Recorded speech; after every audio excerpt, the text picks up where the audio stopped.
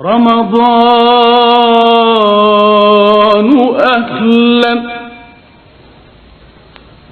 مرحبا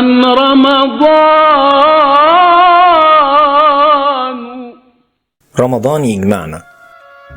النهاردة عايزين نعرف امتى ربنا سبحانه وتعالى فرض علينا الصيام. فرض الله الصيام في السنة 2 من الهجرة، وصام النبي صلى الله عليه وسلم 9 رمضانات. عايزين نعرف ايه شروط الصيام.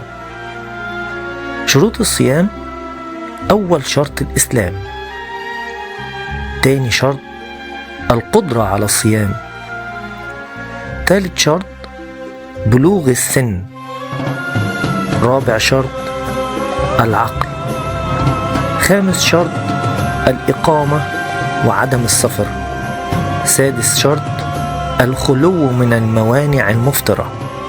وبكرة معادنا مع حلقة جديدة من رمضان يجمعنا. رمضان أهلا مرحبا رمضان.